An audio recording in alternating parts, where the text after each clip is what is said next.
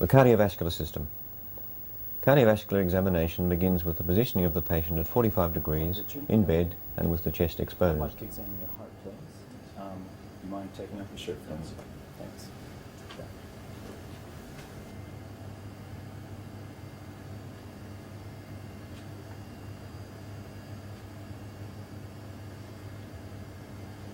It is vital to stand back and make a general inspection, looking for dyspnea, cyanosis, an intravenous line, an ECG monitor, and so on.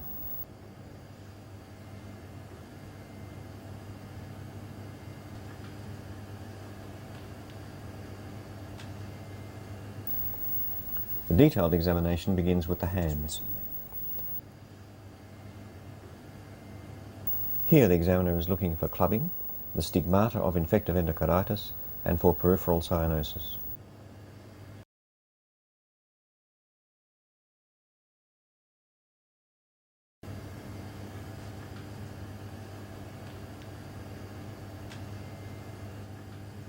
Okay, thank you. Just relax there. The pulse is assessed for its rate and rhythm.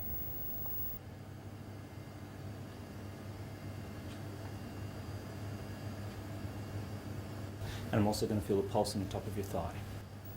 Radiofemoral delay may be relevant only if there's a history of hypertension.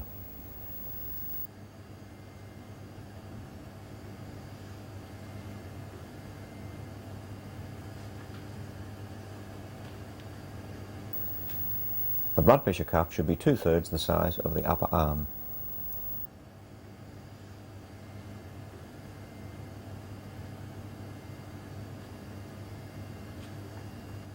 Just relax your arm for me.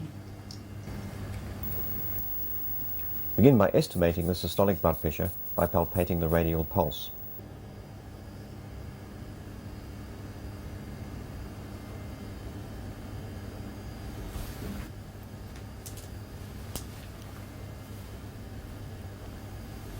Then the diaphragm of the stethoscope is placed between the lower edge of the cuff and the brachial artery, and the cuff is pumped up again.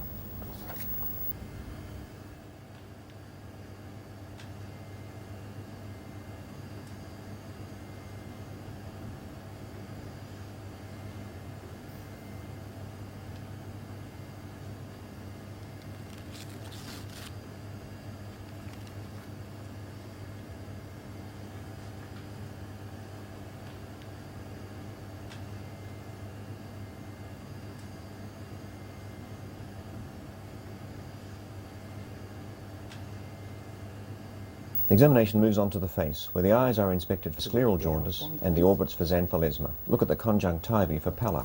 Loss of the normal contrast between the anterior erythematous conjunctiva and the posterior pearly white appearance is a reliable sign of anemia.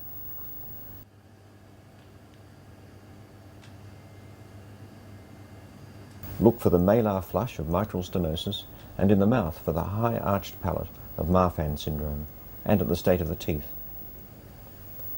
Now the important cardiovascular signs found in the neck are assessed. And relax your neck back.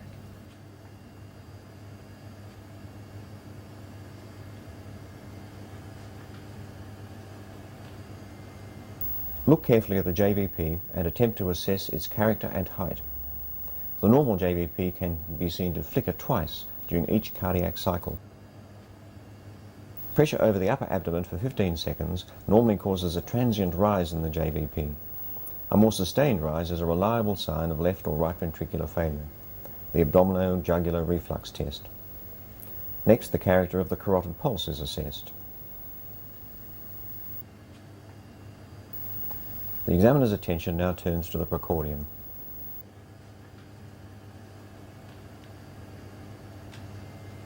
Move your arm. Look for scars, pacemakers, and chest deformity. The apex beat may be visible. The examiner now begins palpation of the chest. This usually starts with an attempt to feel the apex beat, establish its position, that is, where it is in relation to the midclavicular line and which interspace it is in, and to make an assessment of its character. It is worth spending some time on this important part of the examination.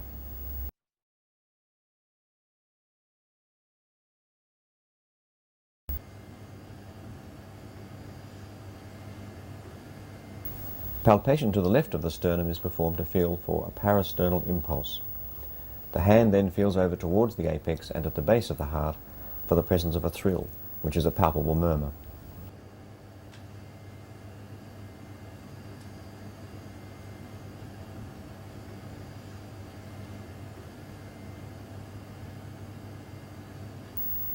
Auscultation is usually begun at the apex, with the bell of the stethoscope, and then with the diaphragm.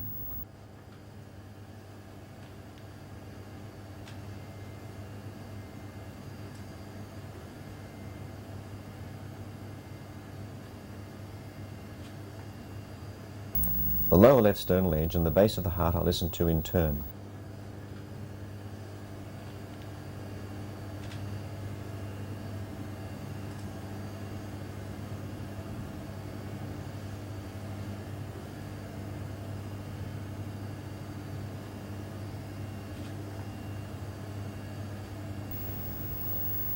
If there is a systolic murmur, listen over the carotids to find out if it is conducted there or if there is a carotid bruit present.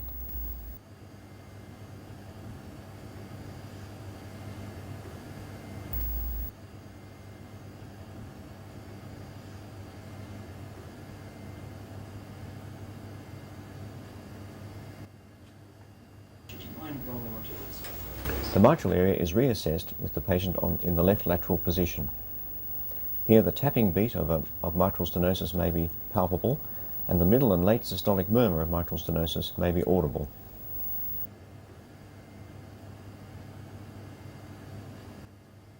Thank you. Could you sit forward for me? Feel the base of the heart when the patient is sitting up for the presence of a systolic thrill. In some cases, for example, if hypertrophic cardiomyopathy is suspected, dynamic auscultation may be indicated.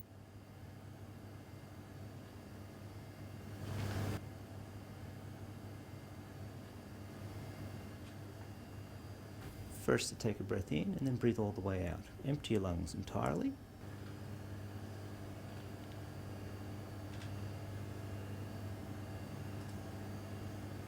When I've got my stethoscope in place, to take a deep breath in, pinch your nose shut and then try to force the air out so as it pops your ears, okay? All right, go now. Hold it in, blow. Hold it. Okay, now breathe normally. Okay. Thank you. The examiner asks the patient to lean forward and inspects the back for scars or deformity and for signs of edema over the sacrum.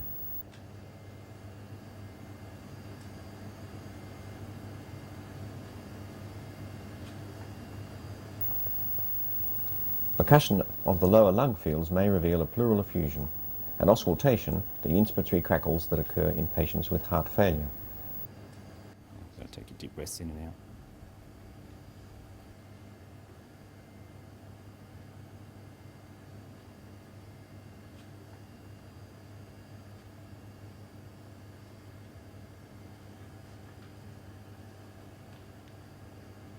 Thank you. The patient must now be laid flat so that the abdomen can be examined.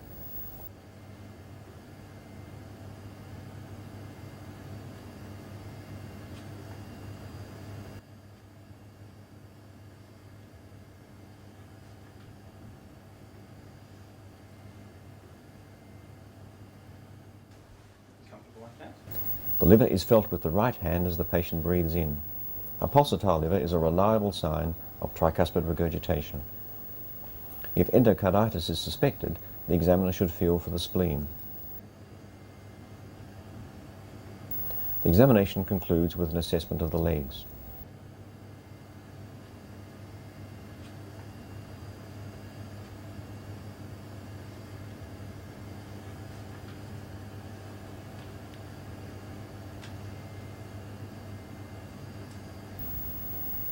After compressing the skin over the lower tibia to test for pitting edema,